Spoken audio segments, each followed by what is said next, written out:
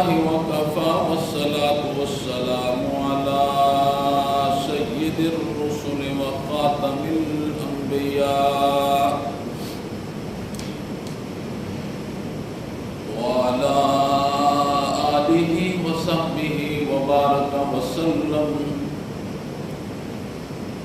خصوصا على خلفائه الراشدين المهديين إلى يوم القيامة. أما بعد فأعوذ بالله من الشيطان الرجيم. بسم الله الرحمن الرحيم. ولقد خلقنا الإنسان من صلصال من حمأ مسنون والجان خلقناه من قبل من نار السموم. وإذ قال ربك للملائكة إني خالق بشرا من صلصال من حمأ مسنون فإذا سويته ونفخت فيه من روحي فقعوا له ساجدين.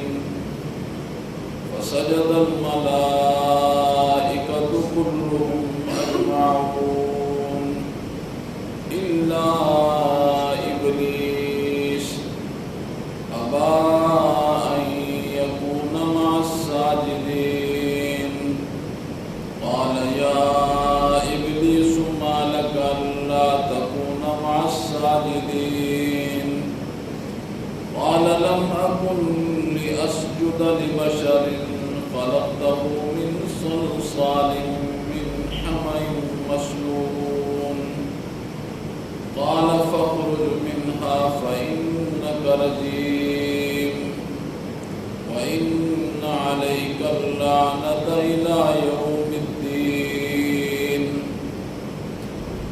اللهم صل على محمد وعلى آل محمد كما صليت على إبراهيم وعلى آل إبراهيم إنك حميد مجيد.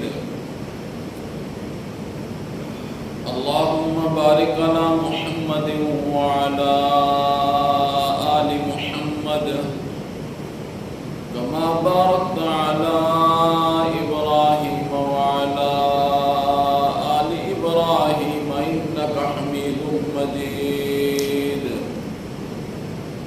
رب اشرح لي صدري ويسر لي أمري واحلل عقدة من لساني يفقهوا قولي.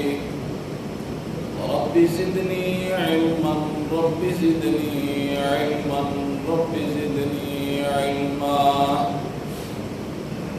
وإذ قال ربك للملائكة إني خالق بشرا من صلصال من حمأ مسنون.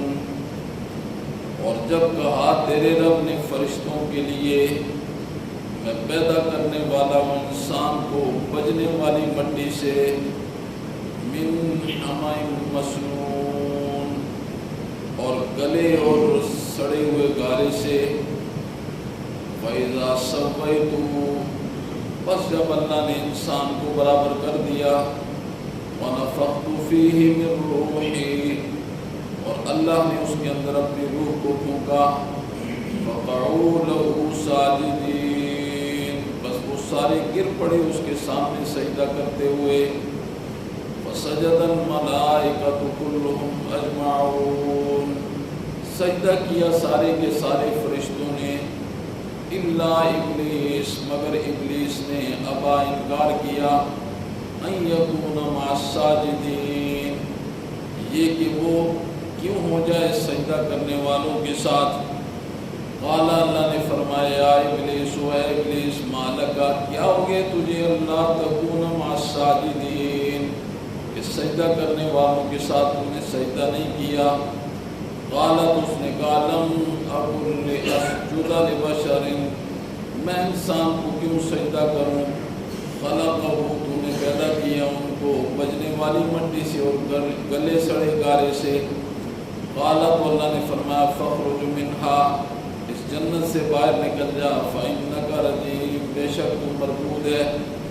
وَإِنَّ عَلَيْكَ اللَّعْنَةَ اور بے شک تجھ پر لعنت ہے لا یوم الدین قیامت کے دن تک. سورہ ہجر کی چند آیات مبارکہ آپ حضرات کے سامنے تلاوت کی ہیں. اللہ رب العزت نے قرآن مجید میں بہت جگہ اس بات کا تذکرہ فرمایا کہ میں نے انسان کو مٹی سے پیدا کیا ہے. بہت مرتبہ قرآن نے اس کا تذکرہ کیا اے انسان میں نے تجھے مٹی سے پیدا کیا. ایک جگہ قرآن نے کیا ارشاد فرمایا منہا خلقناکم وفیہا نعیدکم ومنہا نخرجکم تارۃ اخری. اللہ نے فرمایا منہا خلقناکم میں نے تمہیں اس مٹی سے پیدا کیا. وفیہا نعیدکم اور مرنے کے بعد پھر تمہیں اپنے سینے میں مٹی جگہ دے گی. ومنہا نخرجکم تارۃ اخری اور پھر جب میری عدالت میں ساری انسانیت نے کھڑا ہونا ہے تو کہاں سے کھڑا ہونا ہے؟ اسی مٹی سے کھڑا ہونا ہے. اللہ رب العزت نے اس چیز کا بہت تذکرہ کیا کہ میں نے انسان کو مٹی سے پیدا کیا ہے. یہ جو اللہ رب العزت نے متعدد دفعہ اس بات کا تذکرہ کیا کہ میں نے انسان کو مٹی سے پیدا کیا ہے. اللہ رب العزت کا متعدد مرتبہ قرآن مجید میں اس چیز کا تذکرہ کرنا کہ میں نے انسان کو مٹی سے پیدا کیا ہے. اللہ رب العزت کا مقصد کیا ہے اس سے کہ انسان کو بار بار اس چیز کی یاد دہانی کروائی جا رہی ہے کہ مٹی سے پیدا کی ہے، مٹی سے پیدا کی ہے. اللہ رب العزت کا بار بار متعدد مرتبہ انسان کو یاد دلانا کہ مٹی سے پیدا کیا ہے. مقصد یہ ہے کہ جو صفات خصوصیت مٹی میں پائی جاتی ہیں اب زندگی میں آنے کے بعد انسان انہی خصوصیات کو جب تک نہیں اپنائے گا، مٹی کی خصوصیات کو جب تک نہیں اپنائے گا تو انسان بن ہی نہیں سکتا ہے. انسان نہیں بن سکتا.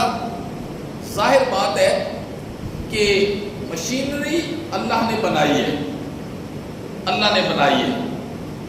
اب یہ مشینری صحیح انداز سے کیسے چلے گی وہ بھی اللہ رب العزت نے بتا دیا کہ مٹی ہے، پھر مٹی سے میں نے تجھے تخلیق کیا ہے. پھر مٹی کے کچھ اوصاف ہیں، کچھ خصوصیات ہیں. جب تک وہ اوصاف اور خصوصیات اپنے اندر نہیں اپنائے گا تو یہ نظام اس میں فساد برپا ہو جائے گا. یہ انسانی مشینری کا جو نظام ہے اس میں فساد برپا ہو جائے گا. قرآن نے ایک جگہ ارشاد فرمایا ظہر الفساد فی البر والبحر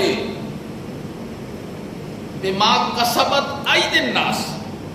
یہ قرآن نے ارشاد فرمایا، اللہ نے فرمایا زمین میں فساد برپا ہو گیا. سمندروں میں فساد برپا ہو گیا. اس فساد کی بنیاد کیا ہے؟ بما کسبت ایدی الناس، جو مشینری میں نے بنائی تھی اور جس کے متعلق میں نے یہ ارشاد فرمایا تھا کہ مٹی سے پیدا کیا گیا ہے اور مٹی کی خصوصیات ہی اپنانے سے یہ مشینری موت کے دم تک بہتر اور خوبصورت رہ سکتی ہے. انسان نے اس زمینی خصوصیات کو چھوڑ کر اس نے شیطانی خصوصیات کو اپنے اندر ڈال لیا. اللہ نے فرمایا سارے فرشتوں نے سجدہ کیا ہے، تو نے سجدہ کیوں نہیں کیا؟ تو اس نے کہا انہیں تو نے مٹی سے پیدا کیا ہے، مجھے تو نے آگ سے پیدا کیا ہے. تو آگ کے اندر تو اٹھاؤ ہوتا ہے، پروان ہوتی ہے، میں ایک پستی والی چیز کے سامنے کیسے اپنے سر کو جھکا دوں؟ تو اللہ رب العزت نے ارشاد فرمایا کہ انسان جب تک اپنے اندر وہ مٹی والی خصوصیات نہیں پیدا کرے گا اس وقت تک تو انسان نہیں بن سکتا. تو مٹی میں جو بے شمار خصوصیات ہیں، لیکن بنیادی طور پر 4 خصوصیات ایسی ہیں کہ جن کا اللہ نے حکم دیا کہ یہ بنیادی طور پر جو خصوصیات انسان اپنا لے گا باقی ساری خصوصیات خود بخود اس کے اندر آ جائیں گی، ساری خصوصیات اس کے اندر آ جائیں گی. اللہ اکبر. مٹی کی 4 خصوصیات انشاءاللہ میں نے بیان کرنی ہے. پہلی خصوصیت مٹی کی کیا ہے کہ اللہ نے مٹی کے اندر ایک خصوصیت رکھی ہے کہ وہ اپنے اندر چیز کو چھپا لیتی ہے، ڈھانپ لیتی ہے. یہ مٹی کی خصوصیت ہے. جب سے دنیا بنی ہے ان گنت جاندار لوگوں کو، جاندار چیزوں کو، انسانوں کو، ان گنت انسانوں کو مٹی نے اپنے اندر چھپا رکھا ہے. یہ اللہ نے ایک خصوصیت بیان کی ہے کہ مٹی کی پہلی خصوصیت کیا ہے کہ وہ اپنے اندر چیز کو چھپا لیتی ہے، وہ اپنے اندر چیز کو ڈھانپ لیتی ہے. یہ مٹی کی بہت بڑی خصوصیات ہے. لہذا انسان تیرے اندر بھی ستر پوشی والی خصوصیات ہونی چاہیے. تیرے اندر بھی ایک حدیث کے اندر آتا ہے، حضرت عبداللہ ابن عمر رضی اللہ تعالیٰ عنہ سے روایت ہے، امام الانبیاء نے ارشاد فرمایا کہ مسلمان کا بھائی ہوتا ہے، مومن کا بھائی ہوتا ہے. نہ تو مومن پر ظلم کرتا ہے اور نہ اسے ظالم کے حوالے کرتا ہے. جو ظلم کرتا ہے یا ظالم کے حوالے کر دیتا ہے وہ مومن نہیں ہے، وہ مسلمان نہیں ہے. المسلم من سلم المسلمون من لسانہ و یدہ، یہ امام الانبیاء نے ارشاد فرمایا. آپ نے فرمایا مسلمان وہ ہے جو نہ مسلمان پر ظلم کرتا ہے نہ ظالم کے حوالے کرتا ہے.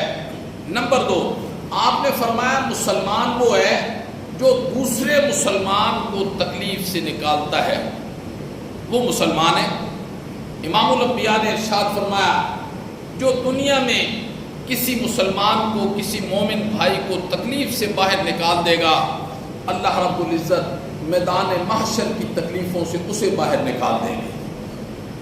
نمبر 3، جو اصل بات اس پر میں نے یہ ساری حدیث سنائی ہے، آپ نے فرمایا جو مومن، جو مسلمان کسی کے عیوب پر پردہ ڈال دے گا، کسی کی کمزوریوں پر پردہ ڈال دے گا، اللہ رب العزت اس دن اس کے عیوب اور گناہوں پر پردہ ڈالیں گے.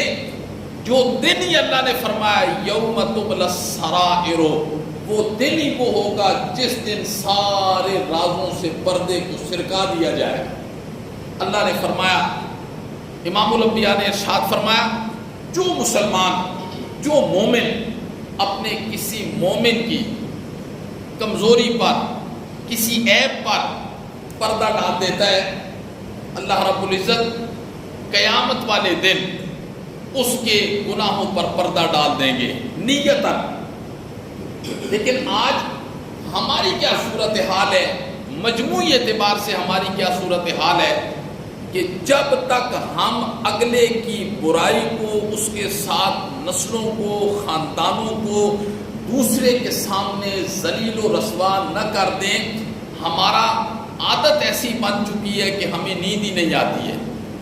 یعنی اگر کسی بندے کو میرے کسی عیب کا نہیں نہ پتا، چھپا ہوا ہے، تو دوسرا بندہ جائے گا، وہ آپ کو پتہ ہے جی فلاں کے اندر یہ چیز ہے، یہ لوگ کہہ رہے ہیں۔ آج اگر ہم دوسرے کے رازوں سے پردے اٹھائیں گے تو وہ دن بھی آنے والا ہے۔ امام الانبیاء نے ارشاد فرمایا، خود قرآن نے ارشاد فرمایا کہ پھر اس وقت کا انتظار کرو کہ جس دن تمہارے عیبوں سے، تمہارے گناہوں سے پردے ہٹائے جائیں گے۔ انبیاء کے علاوہ تو کوئی بھی پاک دامن نہیں ہے۔ یہ تو اللہ کا شکر ہے کہ اللہ نے علم غیب کسی کو نہیں دیا، علم غیب اللہ نے کسی کو نہیں دیا۔ اگر علم غیب مخلوق کے پاس ہوتا نا تو نہ آپ یہاں مسجد میں بیٹھے ہوتے اور نہ یہاں میں منبر پر بیٹھا ہوتا۔ یہ علم غیب اللہ نے اپنے پاس رکھا ہے، میں کیا ہوں، دوسرا کیا ہے، میرے اندر کیا ہے، اس کے اندر کیا ہے، میں اپنے خالق اور مالک کی کتنی تابعداری میں وقت گزارتا ہوں، کتنی نافرمانی میں وقت گزارتا ہوں، کتنے بڑے بڑے گناہ کر دیتا ہوں۔ یہ اللہ نے میرے گناہوں پر پردے ڈالے ہوئے ہیں، بس یہ اللہ کا شکر ہے۔ تو امام الانبیاء نے ہمیں اسی چیز کی تعلیم دی ہے، اس نہج پر تو کم از کم ہمیں آنا چاہیے۔ تو مٹی کی پہلی صفت کیا ہے؟ چھپانا، ڈھانپنا۔ اس صفت کو امام الانبیاء نے فرمایا کہ اختیار کرو، یعنی کیا مطلب ہے؟ اس صفت کو اپنے اندر اختیار کرو، دوسرے کی برائیوں کو چھپا دو، اس کی غلطیوں کو معاف کر دو۔ تو یہ صفت امام الانبیاء نے ارشاد فرمایا کہ اس صفت کو اختیار کرنا ہے۔ پہلی صفت کیا ہے مٹی کی؟ چھپانا، ڈھانپ لینا۔ اربوں انسان جی مٹی نے اپنے اندر چھپائے، اربوں انسان چھپائے۔ یہ وہی ہوتا ہے نا، جب مر جاتا ہے کوئی بندہ تو پھر سارے یہی آواز لگاتے ہیں کہ نکالو نکالو نکالو، یہی آواز لگاتے ہیں۔ اور انسان سے گندی چیز ہے بھی کوئی نہیں ہے۔ اگر انسان کی میت کچھ گرمی کا وقت ہو اور میت کچھ رہ جائے تو انسان گھر تو کیا اس علاقے کے اندر نہیں کھڑا ہو سکتا، لیکن مٹی ہوتی ہے جو انسان کو چھپا لیتی ہے۔ تو مٹی والی صفت اختیار کرنی ہے۔ دوسری صفت مٹی کے اندر کیا ہے؟ جذب و قبول کی صفت ہے۔ جذب و قبول، مٹی اپنے اندر چیز کو کیسے جذب کرتی ہے؟ آپ اس کے اندر پانی ڈالیں، پانی ڈالیں، وہ کیسے اپنے اندر جذب کر لیتی ہے؟ جذب و قبول۔ تو امام الانبیاء نے ارشاد فرمایا کہ مٹی کی جو دوسری صفت ہے نا، جذب و قبول والی، کہ اپنے اندر چیز کو جذب کرنا، اسے قبول کرنا۔ کیا مطلب؟ امام الانبیاء نے ارشاد فرمایا، حدیث کے اندر آتے، اسمعوا واطیعوا، پہلے سنو اور پھر مانو۔ اسمعوا واطیعوا، پہلے سنو اور پھر اطاعت کرو۔ آج تو ہم پہلے سننے کے لیے ہی تیار نہیں ہیں۔ کتنے لوگ ہیں میرے محترم دنیا میں، مشرق اور مغرب، شمال اور جنوب کے اندر، کتنے سارے ہیں تو اللہ کی مخلوق ہے نا، اللہ ہی نے رزق دے رہا ہے۔ کافر ہے تو اسے بھی اللہ رزق دے رہا ہے، کوئی مومن ہے تو اسے بھی اللہ رزق دے رہا ہے، تابعدار ہے، نافرمان ہے، سب کو اللہ رزق دے رہا ہے، خالق تو ہے۔ پھر ان میں مسلمان کہلانے والے کتنے ہیں؟ پھر جو اپنے آپ کو مسلمان کہلانے والے ہیں ان میں کتنے لوگ ہیں اسمعوا جو اللہ کے کلام کو سنتے ہیں؟ کتنے لوگ ہیں جو اللہ کے کلام کو سنتے ہیں؟ یہ اللہ کا کلام جانوروں کے لیے، یہ کس کے لیے ہے؟ یہ جو 30 پاروں کا جو کلام ہے یہ کس کے لیے ہے؟ وَمَا خَلَقْتُ الْجِنَّ وَالْإِنسَ إِلَّا لِيَعْبُدُونَ، یہ کلام اللہ نے فرمایا جن و انس کے لیے میں نے اتارا ہے۔ کتنے لوگ ہیں جو کلام سنتے ہیں، قرآن مجید سنتے ہیں اور شوق کے ساتھ سنتے ہیں۔ مٹی کی دوسری صفت ہے جذب و قبول۔ ہمارے پاس قرآن سننے کا وقت ہی نہیں ہے، ہمیں ایسے جال میں پھنسا دیا گیا ہے، کھانے کے جال میں، کہ ہمارے دل و دماغ میں کھانے پینے بس اس سوچ کے باہر ہماری کوئی سوچ ہی نہیں ہے کہ ہم نے زندگی میں کس لیے آئے، ہم نے جانا بھی ہے اور کرنا کیا ہے۔ تو مٹی کی دوسری صفت ہے جذب و قبول۔ اسمعوا واطیعوا، سنو اور اطاعت کرو۔ اگر ہم قرآن سن بھی لیتے ہیں، پھر یہ بتائیں کہ عمل کتنے لوگ کرتے ہیں؟ عمل کتنے لوگ کرتے ہیں؟ جب قرآن مجید پر عمل کی باری آتی ہے نا، تو ہمیں اللہ کے کلام کے مقابلے میں اپنی برادری عزیز ہوتی ہے، اپنی قوم عزیز ہوتی ہے، اپنے لوگ عزیز ہوتے ہیں۔ ظاہر ہے دو باتوں میں سے ایک بات کرنی ہوتی ہے، یا قرآن مجید پر عمل کرنا ہوتا ہے یا برادری کو خوش کرنا ہوتا ہے۔ تو جواب یہی ملتا ہے کہ برادری میں ناک کٹ جائے گی۔ برادری والے کیا کہیں گے؟ میرے محترم یہ بڑی مضبوط ناک ہے، یہ نہیں کٹتی ہے، لیکن جو کل کٹے گی نا وہ حقیقت میں کٹے گی، جو حضرت آدم سے لے کر حضرت آخری انسان تک اللہ کے سامنے کٹے گی۔ تو اسمعوا واطیعوا کی مثال مٹی کی ایک صفت ہے نا جذب و قبول کرنا۔ جذب و قبول یعنی کیا مطلب؟ یہ صفت ہم نے اپنے اندر اختیار کرنی ہے، سننا ہے اور اطاعت کرنی ہے۔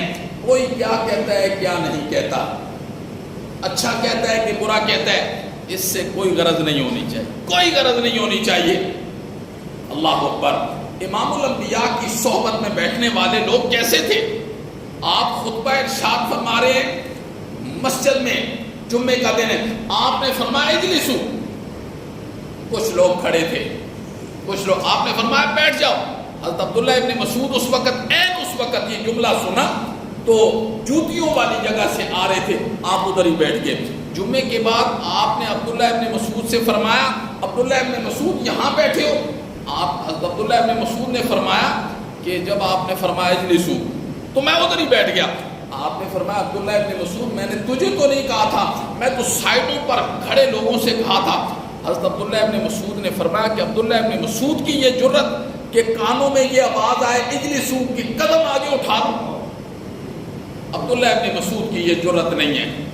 اسے کہتے ہیں اسمعوا واطیعوا، اسے کہتے ہیں اسمعوا واطیعوا۔ میرے سامنے برادری ہے، اس کا وزن ہے، میرے سامنے بیوی ہے، اس کا وزن ہے جی۔ حالانکہ امام الانبیاء کا بالکل واضح ارشاد ہے لا طاعت لمخلوق فی معصیت الخالق۔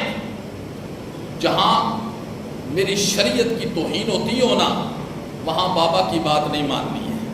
جہاں میری شریعت کی توہین ہوتی ہو وہاں بیوی کی بات نہیں ماننی ہے، بیٹے کی بات نہیں ماننی ہے، رد کر دینا ہے۔ آپ نے فرمایا یہی دین ہے، یہ دین ہے۔ اللہ اکبر۔ اللہ مجھے ہدایت نصیب فرمائے، ہم سب کو امام الانبیاء کے دین کی قدردانی نصیب فرمائے۔ یہ اسمعوا واطیعوا کا یہ مطلب ہے۔ حضرت عبداللہ ابن مسعود، اللہ اکبر، حضرت عمر رضی اللہ تعالیٰ عنہ نے ایک مرتبہ کرتا سلوایا تو یہ جو آگے آپ نے عبداللہ سے کہا بیٹا چھری لے کر آؤ، چھری لائی، کاٹا تو وہ چھری سے تو صحیح نہیں کاٹنے ہوتا ہے نا۔ تو حضرت عبداللہ کہنے لگے کہ بابا اجازت ہو تو کینچی سے۔ آپ نے فرمایا میں نے نبی پاک کو ایسے ہی دیکھا ہے، ایسے ہی چھری سے کاٹو نا وہ برابر نہیں ہوتا۔ آپ نے فرمایا میں نے ایسے ہی دیکھا ہے، ساری زندگی اسی طرح کپڑا پہنا۔ یہ کیا ہے؟ اسمعوا واطیعوا۔ بہت وقت گزر گیا ہے دنیا کا، اب دنیا کو ہم سلام کہنے والے ہیں، بہت تھوڑا مختصر سا وقت رہ گیا ہے جی۔ اب بھی اگر ہم اپنے آپ کو نہیں سمجھا پائیں گے نا تو پھر آنے والی جو گھاٹیاں ہیں نا ان میں ہم اس وقت کے لیے بہت افسوس کریں گے۔ قرآن نے ایک جگہ کہا کہ لوگ اپنے پوروں کو دانتوں کے نیچے دے کر کاٹیں گے، کاش کہ وہ دنیا والا وقت میرے پاس آ جاتا میں ابھی اس میں سنتا، اطاعت کرتا، لیکن وہ چونکہ عین الیقین ہو جائے گا، اپنی آنکھوں سے سب کچھ دیکھ لیا جائے گا، اس کا اعتبار نہیں ہوگا۔ پھر ابھی ہم نے جنت کو بھی نہیں دیکھا، جہنم کو بھی نہیں دیکھا، اپنے اللہ کو بھی نہیں دیکھا، فرشتوں کو بھی نہیں دیکھا، ہمارا بن دیکھے ایمان ہے اللہ پر۔ الذین یؤمنون بالغیب، وہ لوگ جو بن دیکھے اللہ کو مانتے ہیں، اللہ کو مانتے ہیں بن دیکھے۔ تو زمین کی جو دوسری صفت ہے نا، پہلی صفت ہے زمین کی چھپا دینا۔ امام الانبیاء نے فرمایا اس صفت کو مٹی سے پیدا کیا گیا انسان کو، وہ اس صفت کو اپنے اندر اپنائے۔ کتنے لوگ ہیں چھپانے والی صفت کو اپناتے ہیں؟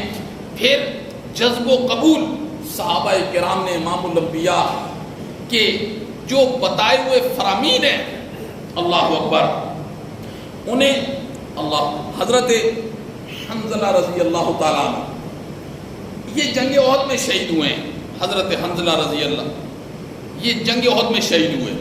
صحابہ کرام جب جنگ ختم ہوئی تو دیکھا شہداء میں بھی حضرت، انہیں تلاش کیا گیا تو شہداء میں بھی حضرت حنظلہ نہیں ملے، زخمیوں کی فہرست میں انہیں تلاش کیا گیا، زخمی لوگوں میں نہیں ملے۔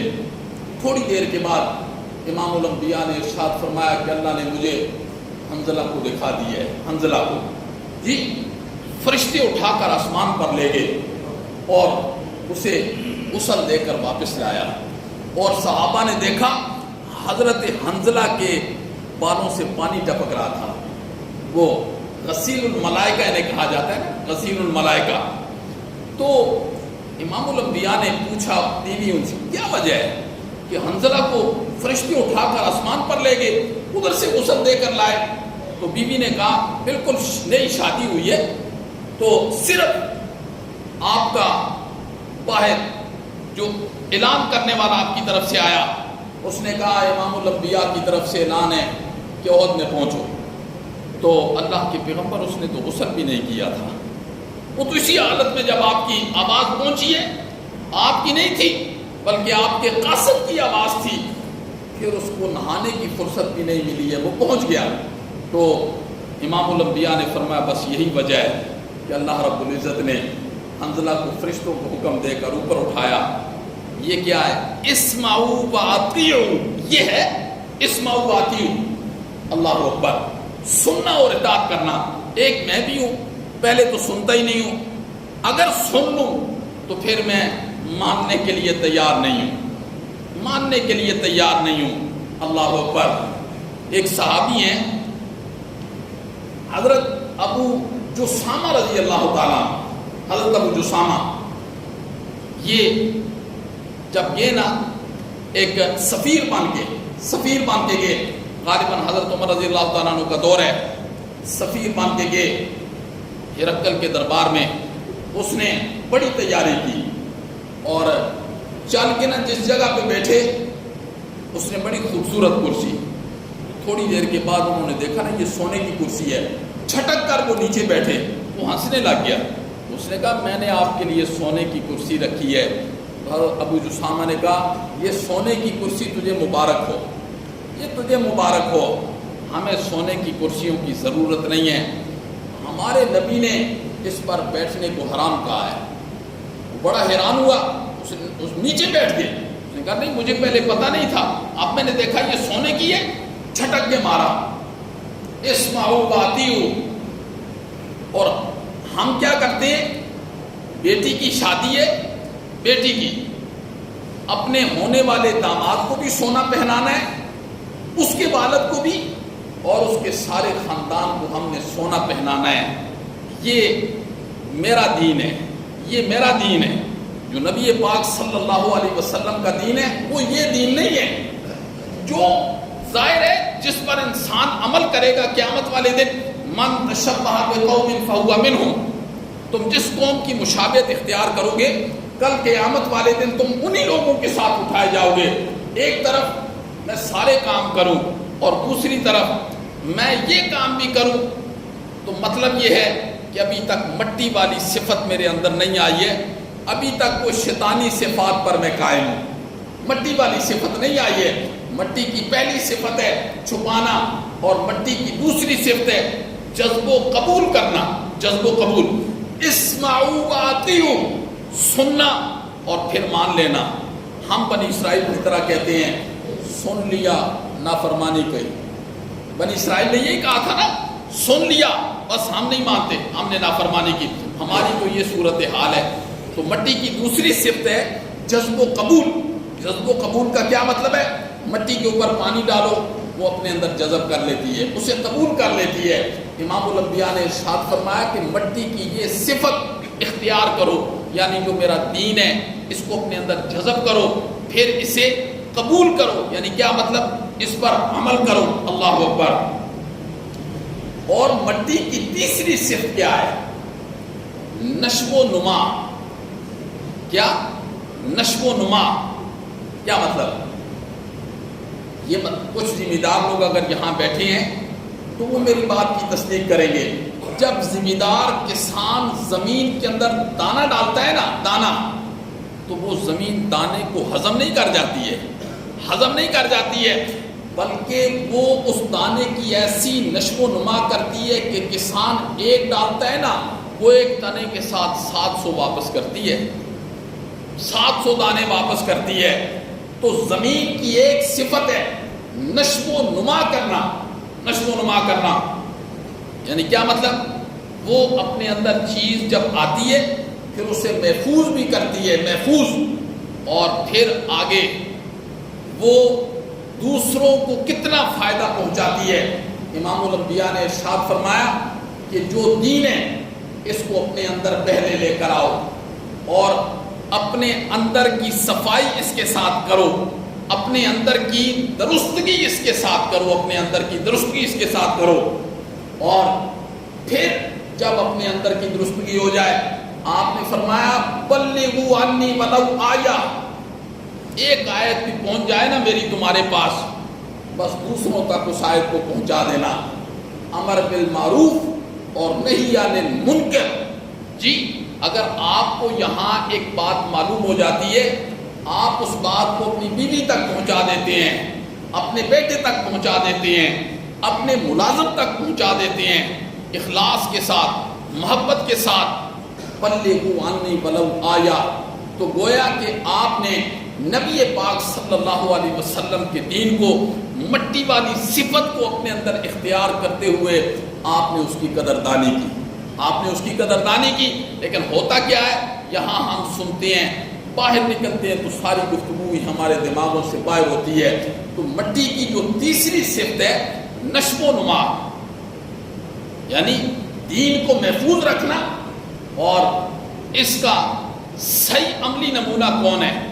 صحابہ کرام، کہ جب نبی پاک صلی اللہ علیہ وسلم کی وصال کے بعد 10,000 صحابہ کرام کی قبریں بس ملتی ہیں مدینہ میں، باقی جتنے صحابہ کرام تھے دنیا کے کونے کونے کے اندر چلے گئے، دنیا کے کونے کونے کے اندر چلے گئے۔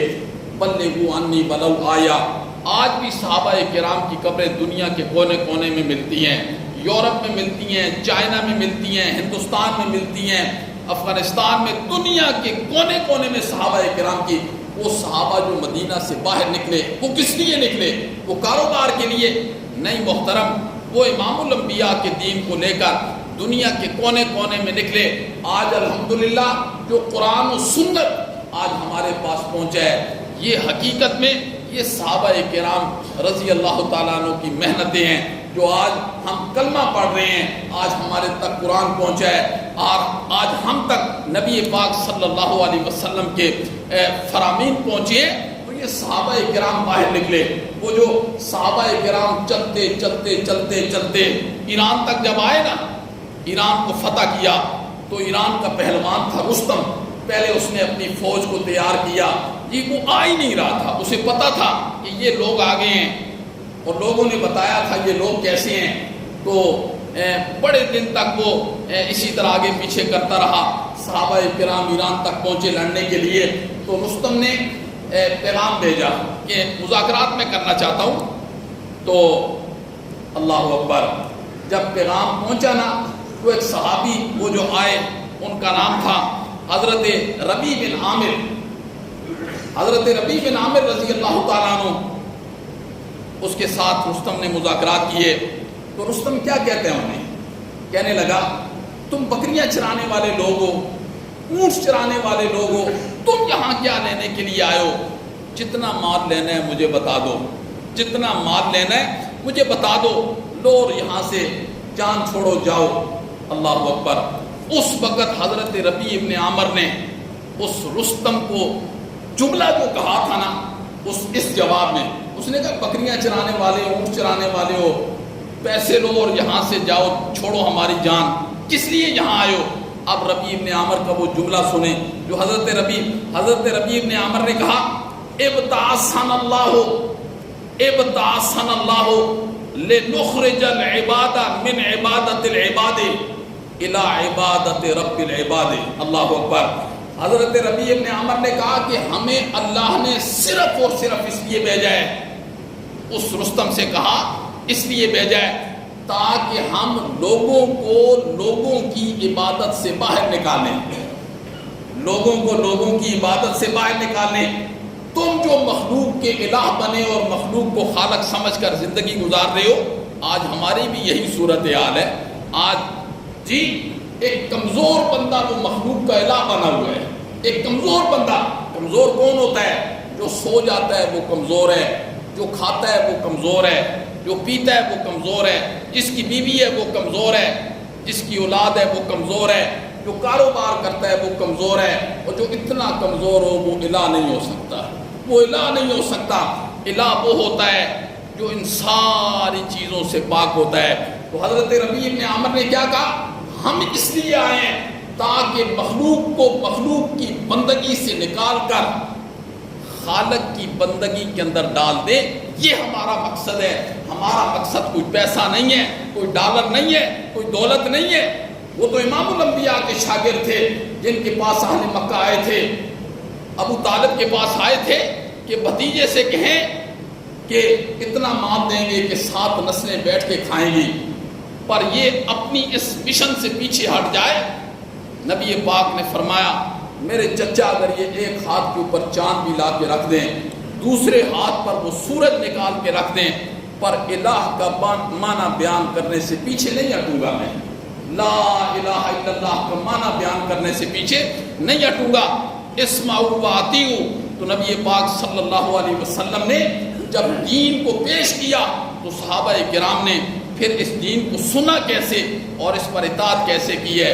بڑا مختصر سا وقت ہے میرے محترم، بہت مختصر وقت رہ گیا ہے، لیکن جدھر ہم نے جانا ہے نا وہ صرف اس کی ابتدا ہے، اس کی انتہا نہیں ہے۔ اور نمبر 4 چوتھی صفت مٹی کی کیا ہے؟ مٹی کی چوتھی صفت ہے عاجزی۔ بندے اس پر چلتے ہیں، اس پر گند پھینکتے ہیں، اس پر گوبر پھینکتے ہیں، اس پر اپنا فضلہ پھینکتے ہیں، لیکن مٹی جواب میں پھل دیتی ہے، پھول دیتی ہے، جواب میں پھل دیتی ہے، پھول دیتی ہے۔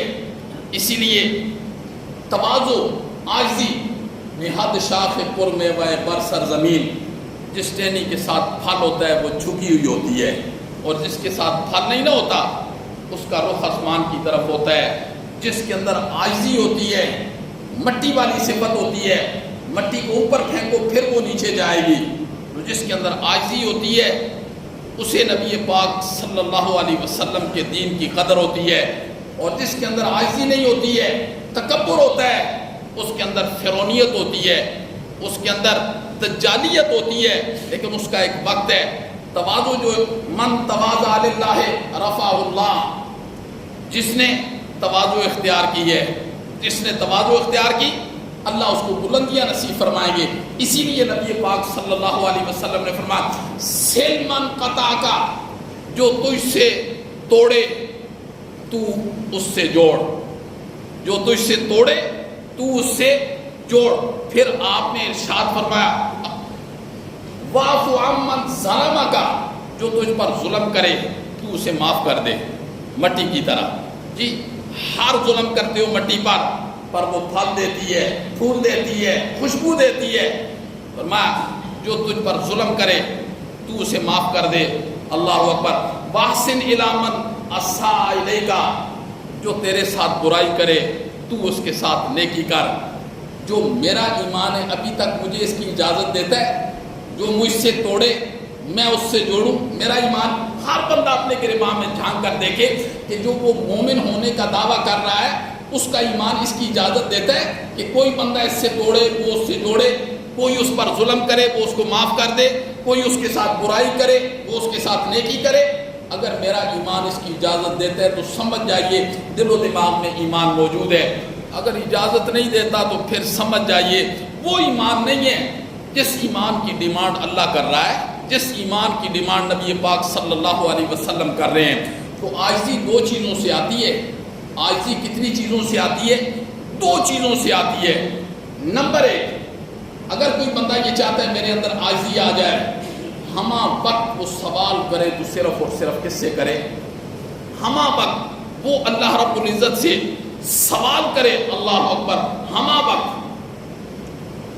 اس لیے کہ قرآن نے ایک ہی جملہ کھائے لوگوں کے بارے میں، یا ایھا الناس انتم الفقراء اللہ، لوگوں تم سارے کے سارے مانگت ہو، سارے کے سارے فقیر ہو۔ اگر کوئی کھرب پتی بھی ہے نا تو وہ بھی فقیر ہے، اگر وہ اس حال میں بھی اللہ کا دروازہ دستک دے رہا ہے نا تو سمجھو اس کے اندر عاجزی ہے۔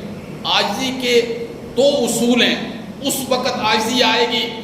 پہلا اصول کیا ہے کہ ہمہ وقت اللہ سے مانگنا، ہمہ وقت اللہ سے مانگنا، یا ایھا الناس انتم الفقراء اللہ۔ اور انبیاء نے ہمیشہ اپنی پیشانی کو اللہ کے دروازے پر جھکایا۔ دوسری چیز ہے اپنے گناہوں کا، اپنی غلطیوں کا اعتراف کرنا۔ جو بندہ اپنی غلطیوں کا اعتراف کر گیا، جس کو اللہ سے مانگنا آ گیا، اپنی غلطیوں کا اعتراف کرنا آ گیا، اس کے اندر عاجزی ہے۔ حضرت آدم علیہ السلام نے اللہ کے سامنے کچھ نہیں کہا، صرف ایک ہی جملہ کہا، مولا ربنا ظلمنا انفسنا وَإِن لَّمْ تَغْفِرْ لَنَا وَتَرْحَمْنَا لَنَكُونَنَّ مِنَ الْخَاسِرِينَ۔ اللہ عمل کی توفیق نصیب فرمائے۔